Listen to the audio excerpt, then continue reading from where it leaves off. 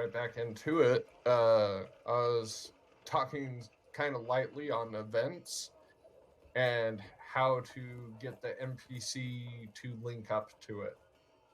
Um, we were kind of talking about it the other day, but you never want to start a session just a random day or on the downtime activity. You always want some sort of event to be happening, whether it be a festival of some sort or like a combat happening or completely thrown into a situation. The same is true for your NPCs. They're entirely linked to the event, whatever plot hook you're doing. They are going to refortify essentially your directional hook, and also your NPC is far better at creating a world than you are as a narrator, because it is so much more relatable for an NPC because they're in the world with you, describing the world, than it is for the narrator to essentially give a overall blanket, kind of like what we were talking with the descriptors. Um, and a case in point is what you want to do, just like in a focus of a camera. Like, let's say you're panning out and kind of going from space down to Earth, down to a town, down to a person. The same is true with kind of getting into a game of D&D. The narrator can describe the world, the setting, the festivities, but your NPC is going to be the one that lives it and brings it to life. And that is a very powerful tool, not only for your players to engage, but also for your NPC to be that much more important. Quick shout out to iTyrant Games here. It's off topic, but Canada won the sports ball. And iTyrant is up in Canada. So next time I'm by the lake, which is a lot of the time, I live close to it, I'll wave north to you, iTyrant, and congratulate you on winning sports ball. Way to go, eh? Keep it up. Oh, and Pelicans is in Toronto as well. Well, then I'll wave to the northeast. Go sports That ball! that is one accent that I kind of have on lock. Is kind of like the mid Canadian, like, there he freaking goes. He's gonna get it up there. And I tell you, that's a moose. Score the Get points, that. do the thing. You almost hit the rim, man. You can be our center.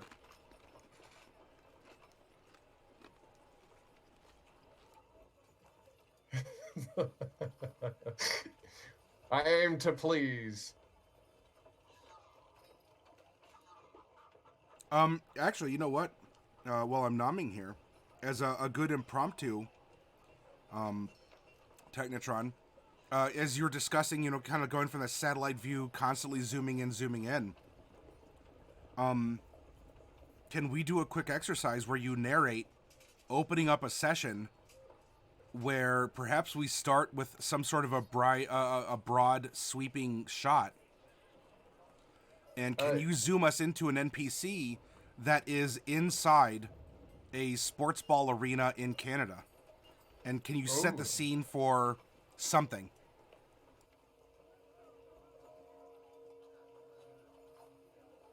a night that passes like any other night has been illuminated in a stadium by the crowd shouting out for a very specific sports team. But you notice, as you get closer, there's a small child that has received a gift from one of the sports players. This day can set them apart for one of the greatest days of their life. And that's where I would set into the kid or the kid's parent. And now we got the hard focus going down. and then you go into your NPC and start describing the situation of being in the event and getting that focus to go really in. I didn't have necessarily an NPC figured out what I wanted to do, but that works.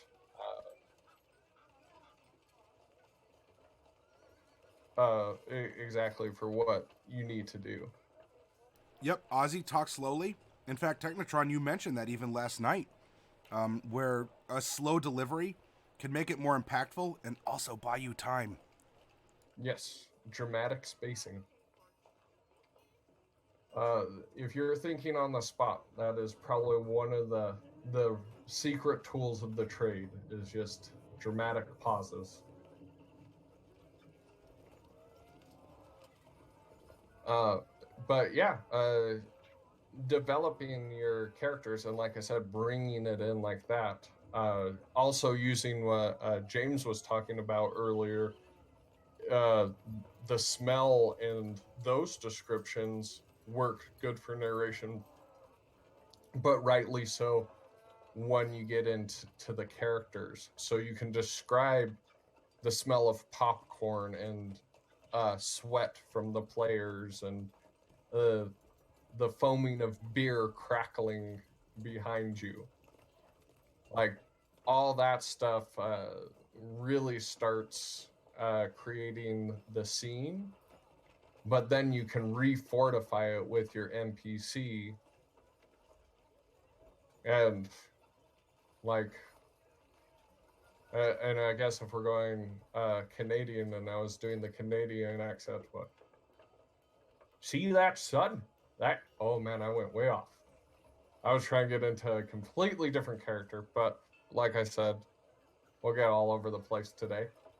But anyways, you get into the character and they start describing the taste of the popcorn and how impactful and like how buttery it is and stuff like that. It's going to refortify the situation.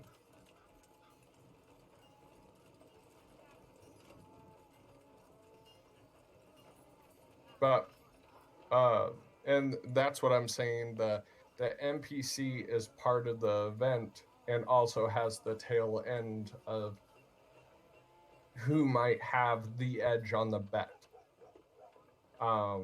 So in D&D, let's say we're going to an event and we're seeing who's going to win. Your NPC is not only there during this athletic event, but they also have the ins on the black market to get your bet through. And not only that, you're now exploring the underground market because of that NPC, and they lend their self to be your or the in to the players to that underground market.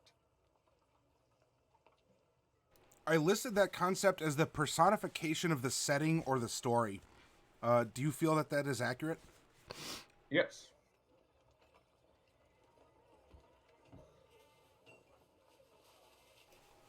And I could point out as well, as you're describing the, as I'm snacking, I'm trying to be polite about it. As you're describing that, all of us out here, myself, as I'm effectively a part of the audience for this week's presentations, you know, I had a different zoom in mind, and that's perfectly fine. Because we could each take the same stadium, the same sports event, just like we did with the Dragon Head here, and we can describe it differently. And you could describe it as the sounds and the smells. Remember, add texture to this fantasy description. And you can say people are cheering, and it smells like popcorn and beer, and you know it's warm, but you know everyone is excited, and that paints a completely different tone than if I describe it the same stadium on the same day with the same championship or whatever. But I take a more pessimistic view, where perhaps I describe people's body odor as the sweaty masses are rubbing together. You know, the halitosis from the screams, are just smelly enough over the old hot dogs and the burnt popcorn. Your description and mine are describing the same event. We're taking it in two different directions. And if we take that same NPC of the little girl, that little girl as a personification or a manifestation of the world is suddenly cast against a vastly different background, where all of a sudden she is a sweet, innocent byproduct of this happy family time in the stadium. Or if you want her to be a little bit more nefarious, you know, maybe she's an urchin on the take, and if she delivers this message to someone in the crowd, someone in the city's going to die tonight. But that's how the criminal network works. Or if I'm already describing the stadium as being a place of pessimism and the foul press of humanity, she suddenly either stands out against it because she is such a pure soul, or she's a product of this society because she is corrupted, and she is a note runner for an assassin's guild or something along those lines. Well, and yeah, I mean, there could just be a sports event, and it could just be someone there watching it, you're giving the descriptors, but actually, underneath it, crawling through the fence, is Die Hard. It just an everyday thing happening, and if you look into movies and stuff like that, um, they're constantly always doing this very simple thing where there's an event going on and it seems like everything's okay on the surface, but underneath they're defusing a nuclear bomb and no one knows. The silent heroes. And that can create a very good one shot as well. Another example or something like that, let's keep it in a D&D sense. Well, people could be completely having fun at a festival and everything, but yet your party members are literally chasing down the monster that is completely ravenous and going to tear the town apart.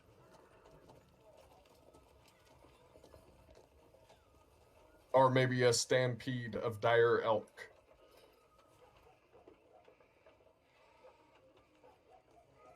As we're kind of talking on. But also, I would say, just to the chat as well, this is a fun thing to do, though, but keeping a simple setting and having your NPCs in it, and tying them to the information of the stampede or to the bomb inside of the stadium or something like that, they become that much more important and that much more reliable for your players to really see that this is the only way that they're going to get the information that they need.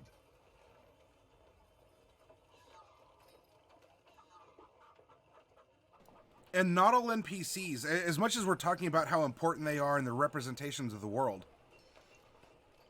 not all NPCs have to be super three-dimensional with tremendous backstories, compelling motivations. You can have flat characters and you can have developed characters, round characters. Because sometimes you just need an NPC to show up, deliver the message. You describe it as a person who looks shady. You can't even tell what, any other details other than it's someone who's really wrapped up and isn't dressed for a sporting event, delivers a message to a little girl and then disappears. That NPC served a valuable part of the story and is itself a reflection or a product of the world. Also, I'm sorry, I missed a hello to Coffee Cat, and I even made a mental note. I'm like, Coffee Cat digs this sort of world building and lore and getting into things like backstory and all this. And as we're talking about NPCs are extensions of that. So hi, Coffee Cat. Yeah.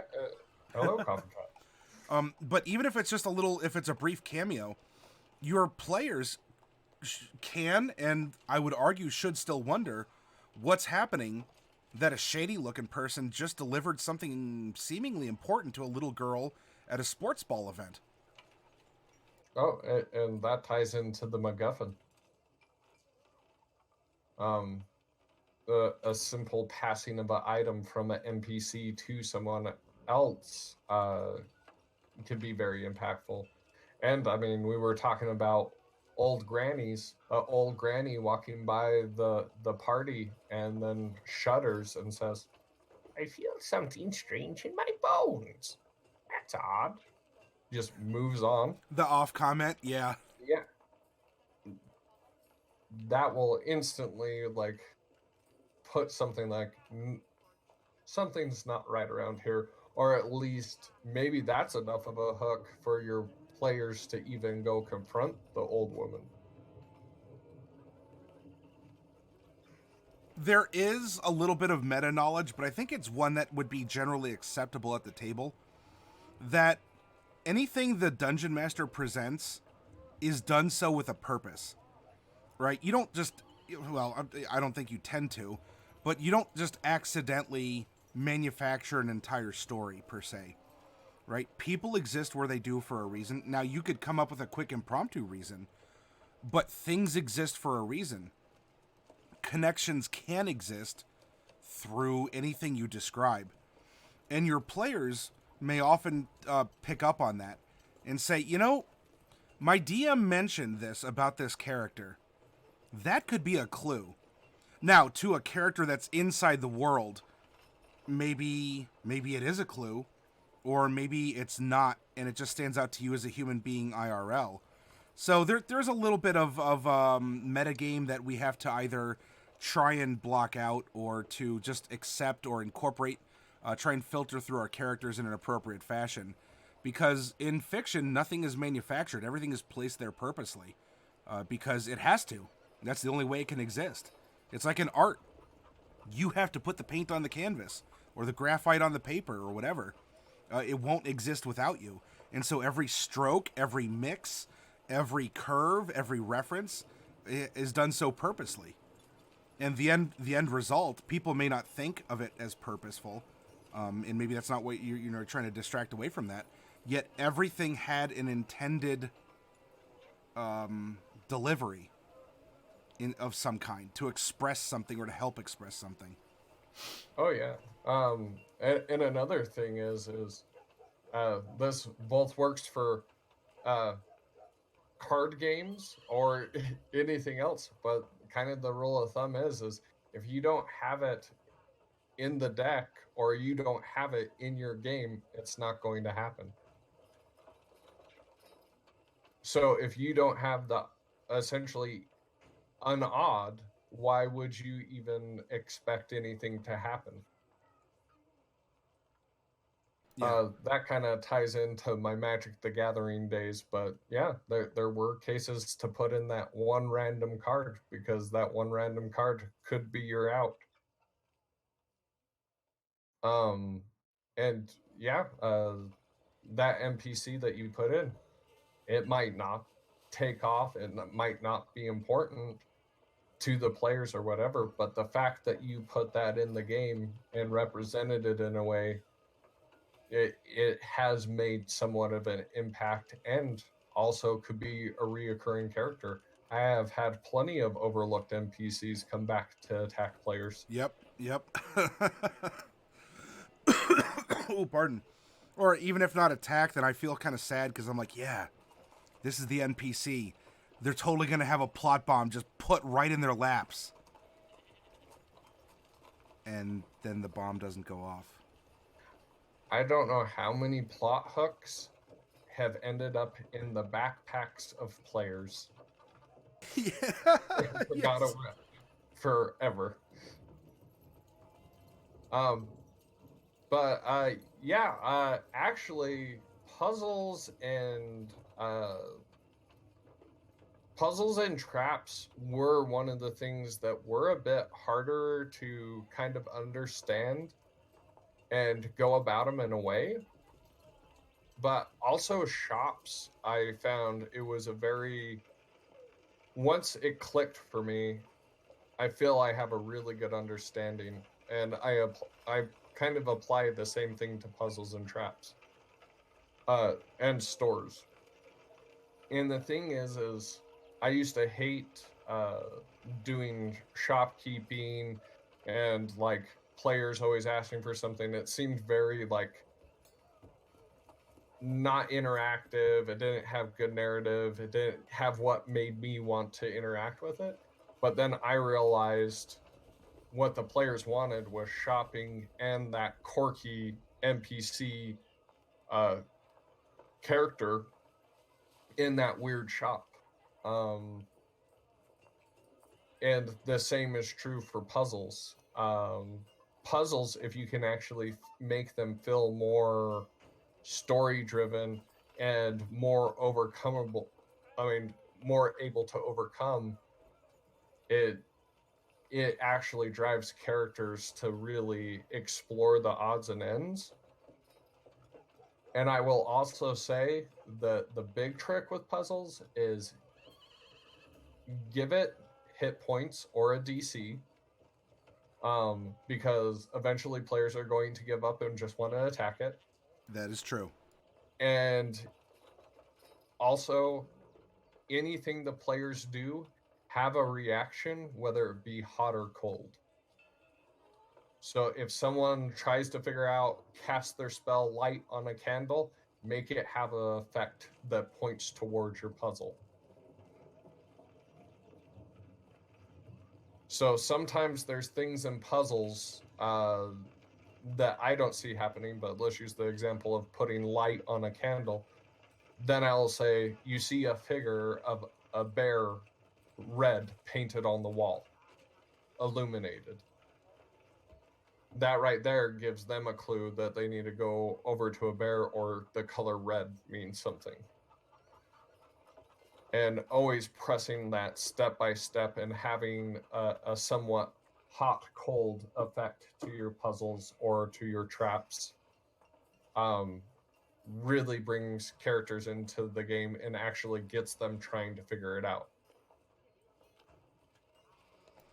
Do you have anything to add on to that, Maddie? I'm nodding along. I agree with that. Because puzzles and riddles, I mean, you might have characters. You might have players that are really good at it, and they'll either just blow through it or they'll have a bad night. And you present a riddle that, as a DM, you spent hours researching. You're like, okay, this is appropriate. I even made a room themed around it with clues, kind of like what you're talking about. And they absolutely just, boo. They don't get it. So what's an alternative? In that case, you can do things like call for an investigation roll through characters. You know, if they're colluding, you can give them advantage on it. You can, you could find other skills to use, make it a little mini skill challenge, or sometimes to just take a break and to sit back and say, all right, as DM to you, my friends, my players, here's the situation, and I want you to think about it this way. In fact, if you want, I'll even let you sketch it out or something. Because even sometimes bad rolls happen. I mean, look at Coffee Cat on Tuesday with those investigation rolls to try and learn about some of the not too advanced mechanics of the ship. And Mordecai is supposed to be the tinkerer, the person who can figure this stuff out. But you know what? We all have bad days in and out of character. And so what ultimately happened was, after an investment of time and an investment of putting clues together, and especially through conversation, even if it's table talk, and you want to count that as meta knowledge, but through table talk, a technique that I have too is I will often call for a reroll if another character or if another player / character brings up relevant information that could spark an idea. Because if the players don't have it themselves, this is a good way to say, I mean, because, you know, I'm smart about some things, but honestly, if I'm making a nature character, they're going to know a lot more about the classifications of animals. They're going to know a lot more than I do about that. And so sometimes I just have to distill my own experiences and say, can I make a nature roll to try and figure this clue out for the puzzle or something? Because maybe I didn't put the pieces together that it was autumn as the answer or something. And also, greetings, Shlomo. Welcome. Well, and the thing is that was kind of the case with like Shlomo giving the orc. Yes, have hit points, break stuff. Always give something to happen. Let someone try to break down the door, because sometimes that is the only way out, and some people, especially barbarians, just know door. Did someone say smash?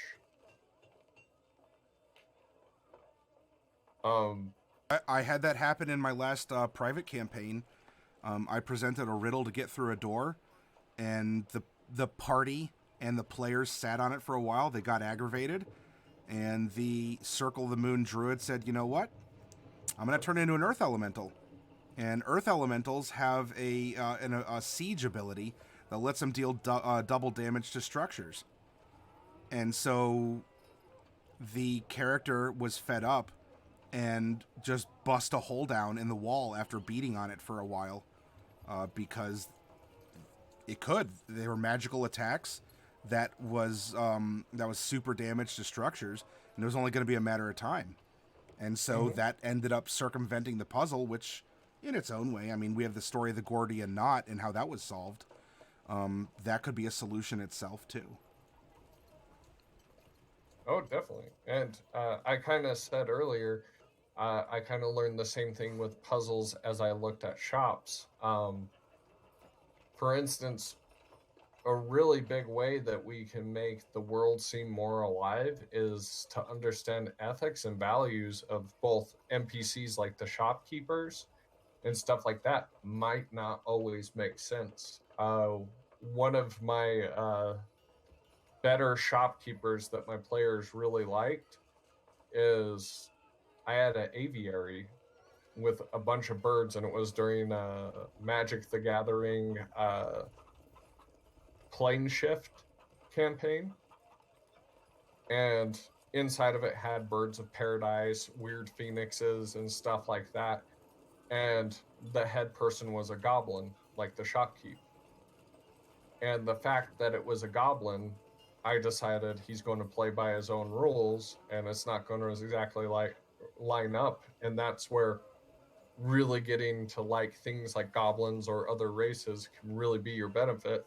So I had the goblins start throwing eggs at the players during the transaction if they were trying to get like, they were like, hey, I would like an egg of a phoenix. Well, here's your egg. Throws it at them. And then they're like, what's going on? And then they go over and they're like, we're trying to pay you. He takes the money, tries to run away with it. And then they're like, what's going on here? Eventually, one of the players says, I'm going to knock sense into him, and punches him in the face. And then the goblin grins and says, thank you for your transaction. Because they play by their own rules, and that makes total sense for goblins and makes the world stand out. And now shopping's now fun for me, fun for the players. Yeah, sometimes you have to, I guess, not be nice or take a path less traveled, especially if you find yourself in confusing territory where the traditional methods aren't working. Try something different. Yeah, it's never bad to add flavor to the world.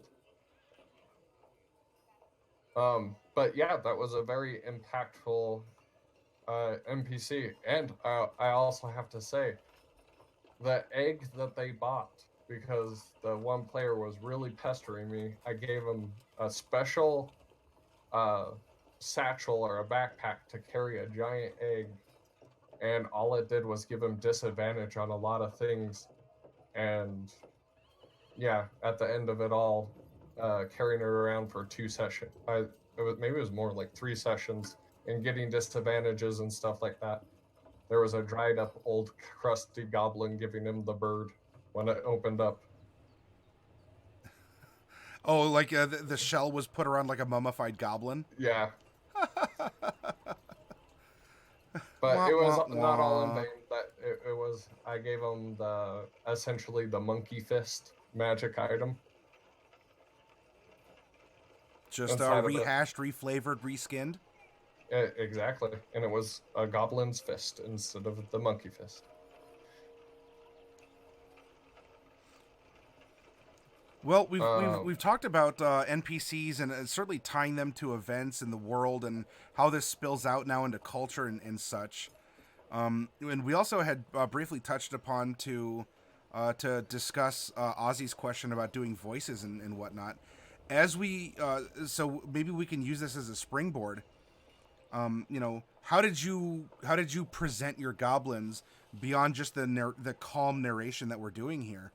Do you have any tips for NPC presentation if we've already taken the steps that we've discussed in order to build the NPC, make it a part of the world, like a living, breathing part of a function of the setting?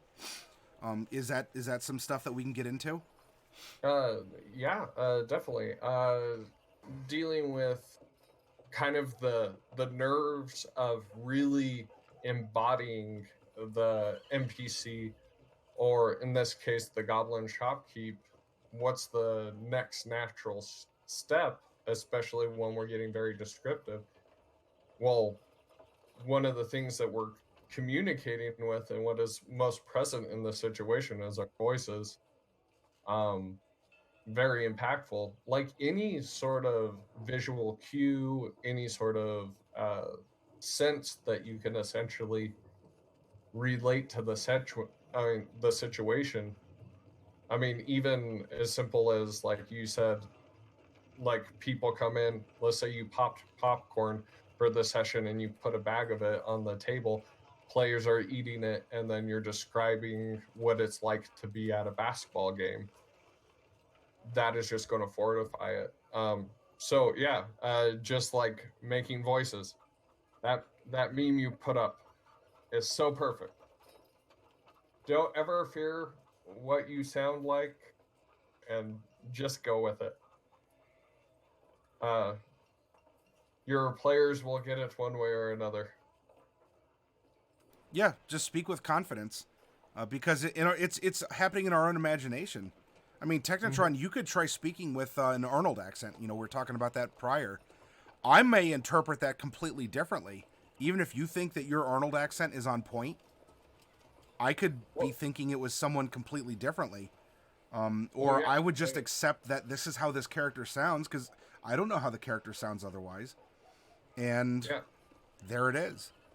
yeah. And it goes into kind of like, for instance, I feel very comfortable with Jim Carrey's Grinch. So I can always go back to that and really try to always get the classic, like, Max, get to my ship. We need to go get something else. One man's trash is another man's potpourri. And just really go for that character. But the thing is adding that in to that, making that a quirky wizard instead of going, hey, Max, just go ahead and get that in. And, hey, Subella, go get my driver. I need to get over here soon enough. And I'm late. I have some trash that I need to go through, and I'm making a new spell. Like, you're already giving much more texture and uh, understanding that character, and your players and people listening are more than likely, with all those descriptors and building, are really going to gravitate towards that. Yes. Yeah, speak with confidence. Speak with the type of presentation you want to give because I think we can tie this back to a couple thoughts. Number one, consistency is often the last boss of D&D. Even if you don't like how your voice sounds or how your presentation may come across, if you're consistent with it, your audience, your players, will still develop a rapport with that voice or that character Oh, because you are delivering consistency. Whether it's an accurate Arnold or a Grinch or something else. Well, it Oh and no, go ahead. eventually, yeah, those things will become your own. Like uh, something familiar and just changing it a little bit. You'll accidentally slip into characters all the time, and I will definitely say write that down. Go ahead, say you were slouching, you were trying to be the Mm-hmm. Grinch. Uh, this is who this person is. Short haircut, green hair. Boom. You can take that and then also do what we've been talking. I guess this has been kind of the holy grail, but rehash, reuse, remix, do all that stuff, and you go to another session 2 years later. You have green hair Grinch gnome for the rest of your life. Yep, you practice and you add it to your repertoire. Mm-hmm. And Augustus here has been making some really good points in chat, and so I want to take a moment to recognize that I've liked the points you've been adding, and so thank you for sharing them with us. Oh yeah, truly.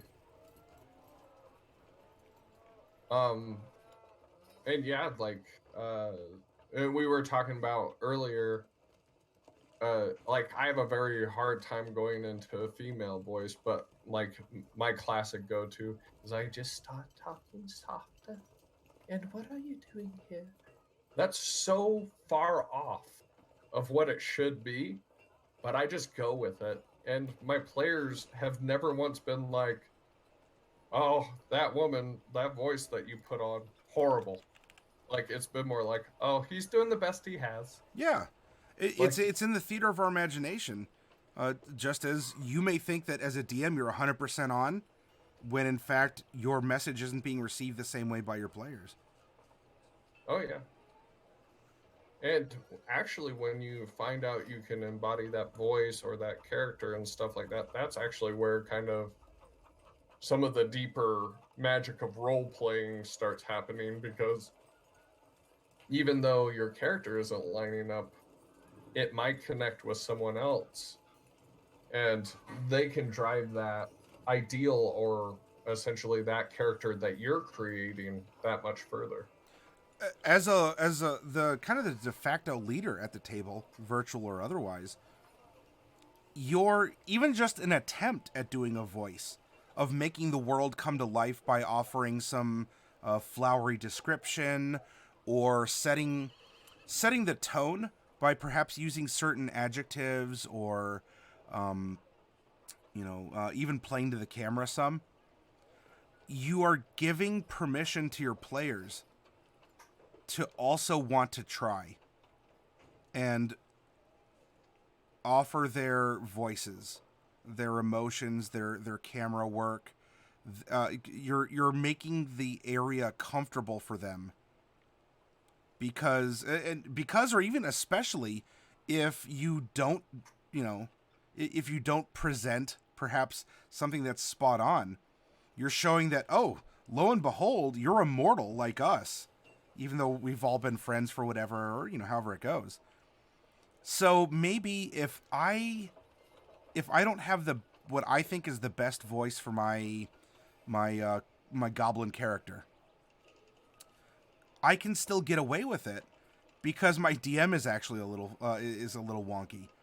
And if I Mm-hmm. can look the other way at my DM's presentation, so Technatron for you, if you think a shortfall for you is a more feminine voice, then your goblin player may very well, try to do something kind of squeaky. And this is how the goblins talk in this world. Even though you might have thought goblins, speak differently, this player is following your lead and is listening to your presentation and realizing that even if I fall short, I'll modify it along the way. Or I feel a lot more comfortable trying now, and I can super get into character. And Well, if they can get into their PCs, you can get into your NPCs, and now this is a whole new experience at the tabletop. yeah, truly it is. And also, I mean, this is kind of like a cliche thing to say, but the best place for things to grow are places of opportunity and places where they feel essentially welcome to express themselves or other things like that. So all you're doing in that situation is creating an environment for something like that to grow. So And the use of your own, not just for voices, the use of your own posture, or even if you're sitting, or especially if you stand, or you use props, like you wear a hat, or shoot, I should have it around here somewhere.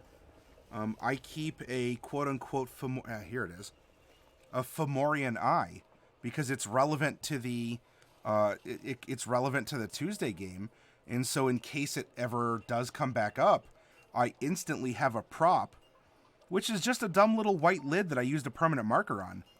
But suddenly this becomes the focal point of interactions with the Fomorians, because of course they have this eye. And now it can be a little bit more difficult if you're playing on a camera. If I was, or if I wasn't, and my players on Tuesday were at a tabletop, I would also be standing anytime I represented a Fomorian, or especially some other person of authority or power. And that's because I want them to feel. I want them to feel that if they're seated, they should feel smaller in the presence of this creature or this person. And so the voice can change as you stand or sit. The props you use can also help, and even just being a little goofy or even a little like overly dramatic at times. Maybe it's hamming it up a little, but you're setting this comfortable margin for your players, in my opinion, where if I can do something, and I have plenty of stories where I've acted at the table for my my friend group, my private group. I've played to the camera for my Tuesday players, and hopefully they've enjoyed the props or the voices, or if I try and jump scare them on camera. Hey, Nordic Geek, welcome. But all of these are also tools for you as a DM. oh, truly. And also, like we were talking about how important it is to give a description, the same is true with your voice. Talking softly, talking loudly, putting more emphasis on other words. Um, you'll find when you're doing a NPC or something like that, uh, they're going to come lot more alive, uh, just with that essentially another description, but it's with its tonality. Um, going back to like the one character, the wizard I was essentially doing, him going, "Well, this is going on today. Well, tomorrow will be even better." Like giving more, like essentially like space, I guess you can say, will make the players get more invested, because that's actually, if you think about a conversation that you would have with someone, when you run into a person that's really aggressive, they're going to be talking loudly, really talking back to you in an aggressive manner, or someone that's a little bit kookier. You just can tell that just with their body language, but let alone with their speech. If you just heard someone audibly was talking in a book, uh, really great tools doing that stuff. I think a part of this too isn't just to promote the scene, but to add a sense. I want to be careful about this concept. I was going to say about adding realism, and we could have a whole other conversation about what is quote unquote realism in a D&D game. But maybe instead of realism, to try and enforce a feeling and or an emotion through the presentation, whether that's of tension or horror, kind of fight or flight stuff, or in an intense moment where you're having an in character, hopefully in character, I'm crossing my fingers, shouting match. which I've done before, and I've made sure, by the way, to stop, and just where this is all in character, everyone.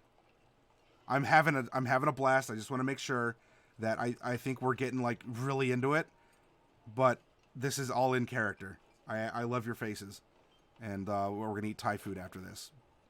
Now let's get back to as there's a conflict with an NPC and blood pressure rises and stuff like that. But playing to emotions at the table is something that NPCs can also do, correct? Mm-hmm. And that also goes back to events and stuff like that, where they're essentially marked, or they can wear expressions. Yep. That's going to give to their tense because something is happening in the world, or they know about essentially why aliens are coming down and they need to wear a tinfoil. There's so much more creative power with that. And not to mention world building through the NPC, because you see a loud spoken NPC with the tinfoil hat going around telling everyone the aliens are frantic voice and everything. It's going to be very hard to not look.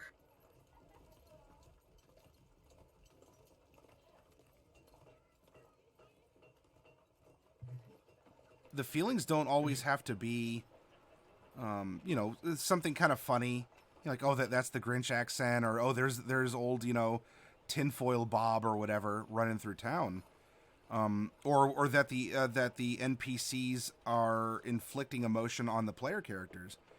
But as a part of the world, your PCs can inflict emotion on the NPCs, and we have an image up here that is reflective of this. You I think you brought that up partially with your goblin story, where things just got to a very confusing mess until finally one of the players just hit the goblin, and suddenly the tension broke and everything was fine. And so, I mean, it wouldn't necessarily be a hurt of feelings, but there was an emotional break point that occurred, and suddenly all the tension was gone. Oh yeah.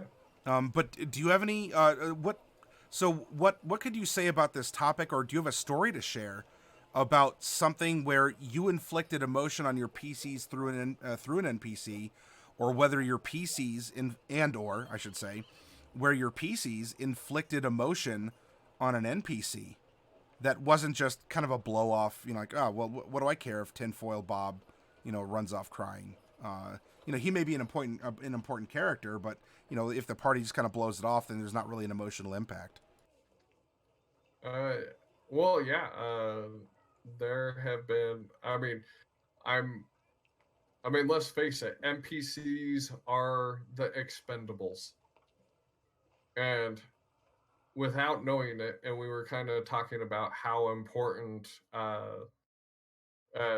people, when they make their characters, they're not making a character that's not important.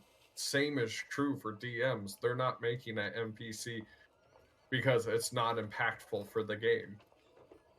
And uh,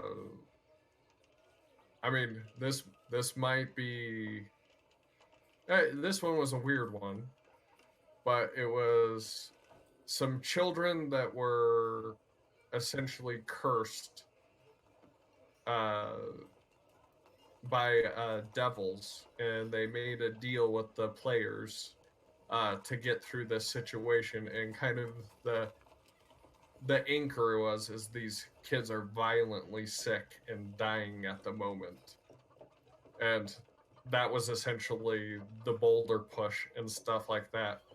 And that one was really rough on me because, yeah, sick children, extremely vulnerable and stuff like that. And then to have murder hobos take them along for the ride, that was kind of my own mistake, but did not end well. And that one was me, where I was kind of looking at the train wreck going, oh, Oh dear, that is an animal in the middle of the road, and I can. So that one actually left you as the dungeon master, kind of shaken up. Yeah, definitely. I it wasn't that I couldn't get around it or anything, but it definitely hit me from left field. And I would like to encourage that anyone out in chat, where if you have a moment of some sort of emotional impact where you hurt an NPC's feelings, or an NPC hurt your feelings, in a meaningful fashion, in or out of character, because such was the impact. You're welcome to share those stories as well.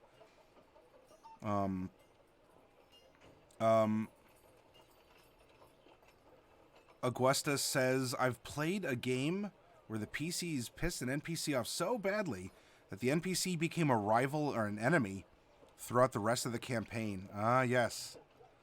Rival, yeah, exactly. And by the way, this is why the NPCs being grounded in the world means that there's also consequences for those actions, good or bad. Josh says, not an NPC, but a PC hurt my PC's feelings just yesterday. Well, Josh, if you're willing to share, what I can do is I've told this story once before, at least once before. But what I'll do in Technatron, if you'll oblige me a couple of minutes to recount the tale, I'll turn my camera off, so all you hear is my voice, and then I will tell the tale. So I would challenge you even to actually, you know what? I might even just be able to. Can I just black out my monitor? I can. Oh, I'd have to turn myself off too. But then I don't know. That might not be for good presentation. I don't know. We'll see. I'll do this for storytelling. So bear with me for a moment. I'll do this and I'll turn my camera off. And what I want you to do out there, everyone, if you're not already sharing your stories, let me paint a scene for you about a very emotional time that I had at my tabletop. And then, could you imagine yourself in that situation? Did that rekindle thoughts that you had, or is this the type of game that you like to chase? And if Coffee Cat's out there, I know that answer is yes, because Coffee Cat loves to feel feelings, and for a lot of us, we chase that.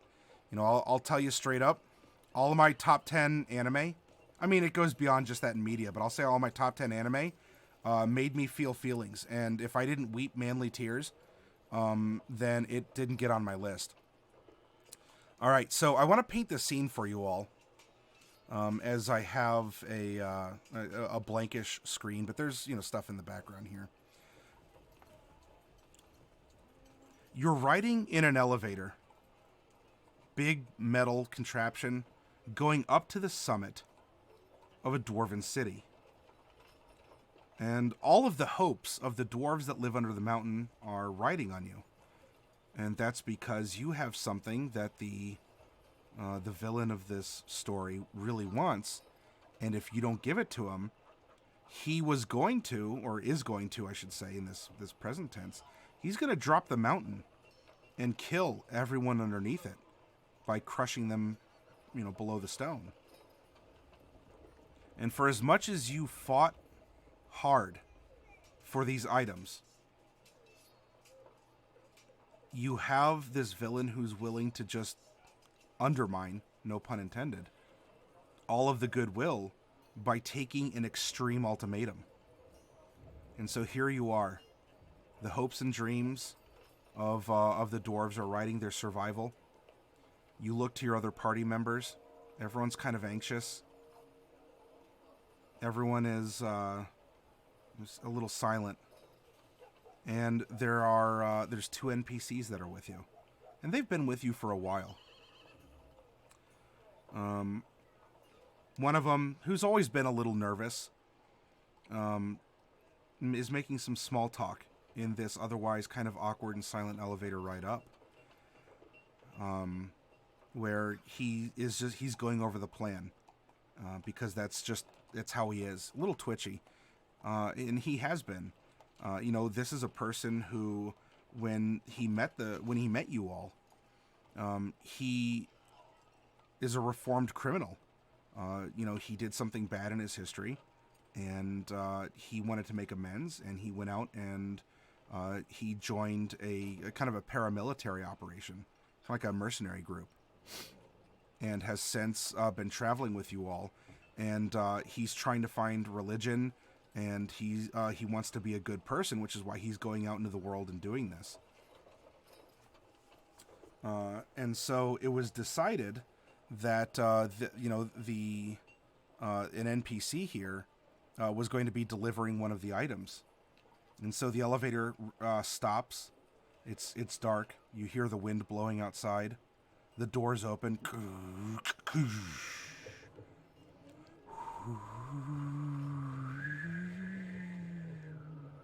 Wind at the top of the mountain is whipping through. There's some snow blowing around. And you're in this giant natural kind of like crater, or like this divot at the top. And you walk out, and sure enough, at the other edge of this open top of the mountain is the man that you have just come to hate. And on top of that, he has recovered a dragon, which honestly shouldn't exist, and especially in this state, because it's undead. So you have this very powerful person who apparently has made an allegiance with a sentient undead dragon.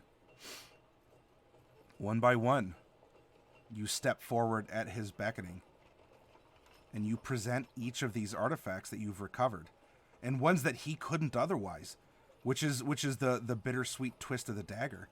Left where they were, he never would have been able to get them. Yet your actions made them available because he could hold you hostage. And so it came time for this NPC to bear kind of it was called the Silent Pearl. Big kind of a crystal ball looking thing. And he starts walking forward and walks past one of your party members, Brother Jeb Hotfist. And murmurs something. Of course, as the DM, you ask for a perception, and he didn't quite hear it.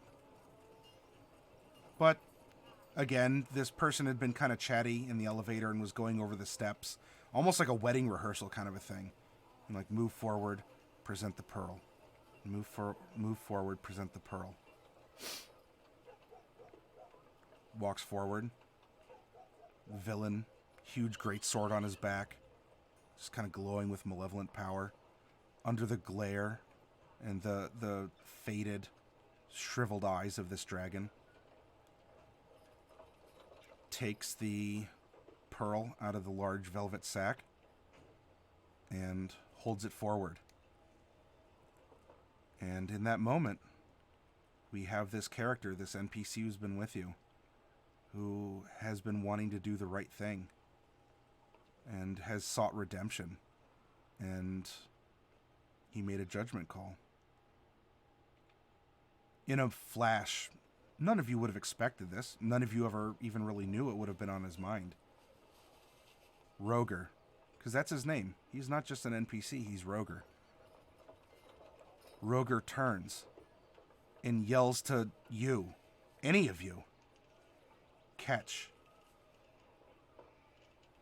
And he tosses this pearl back so that the great enemy wouldn't have all of the artifacts. And as he does, everyone who was behind him, now in front of him, watches as several feet of black, disruptive steel bursts from the chest of this man as the villain drew the weapon and plunged it through the one who would deny him this thing. But there's no time to think. There's no time to contemplate what happened, because there's a keening, a moaning, a howling that's not just the wind. It's another force that's actually come, ironically, chasing after this villain because one of the artifacts was his. It was his staff. And this necromancer is bringing an undead army up the side of a mountain. The original one hops aboard the dragon and flies off so that he's not caught. The group, not leaving anyone behind, dashes out, grabs Roger, drags him back to the elevator. A crimson smear on the snow and the rock along the way. Not quite rolling out the red carpet. And there, in the elevator with his lungs filling with blood, sputtering, Roger looks at you. This time I'm talking to you. Roger asks you, did I do the right thing? And before you can answer, he dies.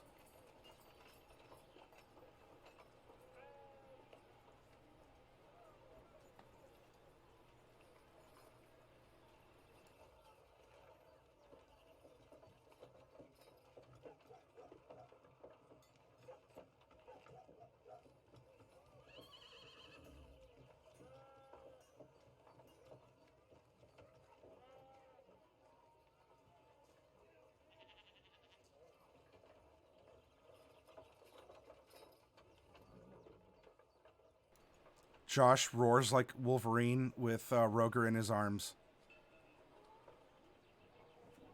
Also, welcome, Hypnotic Gamer.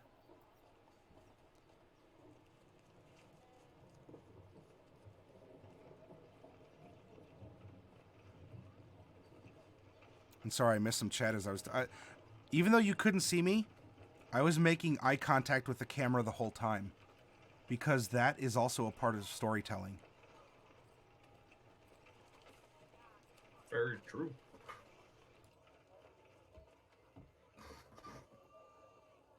Yeah, pretty much any element that you can use is a very important tool. But also another tool, you want to take that other break? I think this is a good, after that epic tale, get a little bit of a breather. Augustus, or if you want me to pronounce it Augustus, please let me know. Thank you very much for the follow and for your continued participation in the conversation. It's very welcome. You say that your dad told you in one of his games your stepmom played a vampire that was searching for certain items. When she had these items, she left the party and sent an attack group. It hurt a lot of the party because they never knew she was a vampire. James, you had to kill a dominated player character, and that was kind of rough. Sometimes putting down old Yeller isn't the most pleasant thing to do, but you got to do it. Actually, sometimes the things that hurt or that you don't want to do create the best stories. I found players that, like, their character dies and they give a description of their character, of who they were and what they represented, and tied it into the game, essentially a eulogy. It's very impactful, and you get to see the perspective of the player giving back to the game and what impact you as a DM had on that player. Absolutely. Also, I mean, this isn't a great story, but I read one the other day where this person had a beloved owl pet, and the player next to her had decided to eat that beloved pet and kill it in front of her. Now, story-wise, I think that's very strong and would be a very gruff, real situation that would dramatically be in the world. But maybe in a game, you would have to have a very stable group, because that would definitely ruffle some feathers.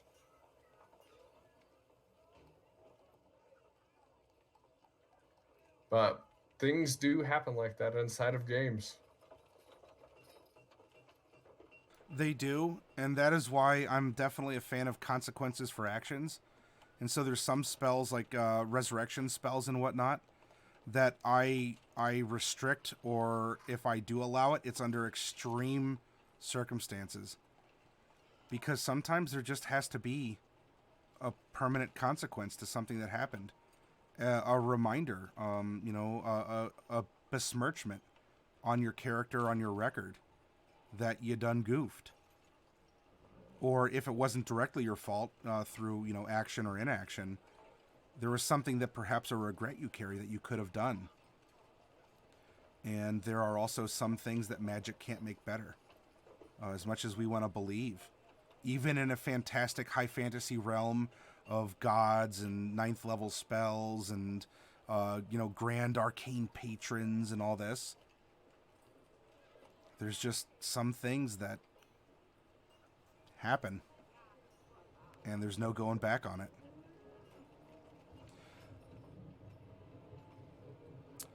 Hypnotic, so what you can do if you do want to pick up some miniatures is you could just let me know how you want to split the minis, or I can tag a certain batch of them if you want to buy several, like several boxes or something.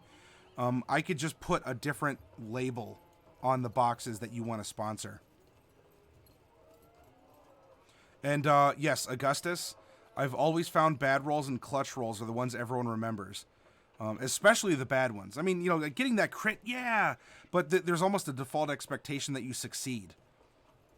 But failing is where you get a lot of good content. And that's why I don't like calling them necessarily failures. I call them roleplay opportunities. Yeah, that's fine, Hypnotic. Let me know what you'd want to do in that regard. Yeah, so, things like reincarnation can, it's not perfect in coming back, but it's still a coming back. And so, in a sense, that can spoil the meaningfulness or the effect of a death. Hypnotic, I have an unpopped brick, so 8 boxes of Monster Menagerie 3. I have the same... Wait, is it the same? No, I have 6 of 8 boxes of Tomb of Annihilation. And I have 4 boxes left of Ravnica. And if you do want Storm King's Thunder, I could probably pillage my store to bring some home tomorrow. But right now, I have Monster Menagerie 3. And, Amin, thank you very much for the follow. Tomb of Annihilation and Ravnica are the standard 11-18. And Monster Menagerie 3 is 13/22. Fail forward? Hey, I like that. I like that concept, James. And also, James Norse, I gave you the Matty Morg's love there. Thank you very much for those bits.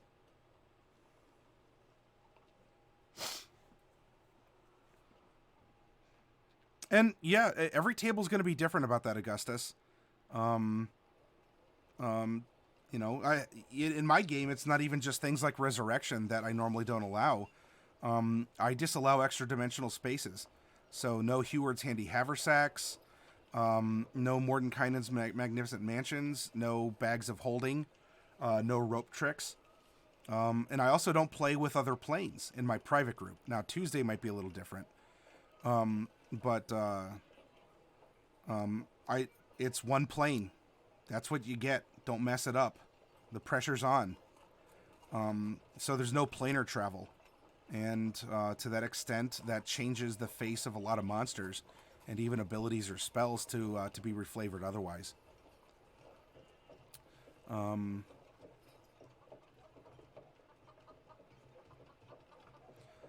James, you say, though I'll never forget the triple 20s to lop off a shadow dragon's head. See? So, I mean, that's an extreme circumstance. I'll tell you what, though, everyone. I need to get up and take a quick break.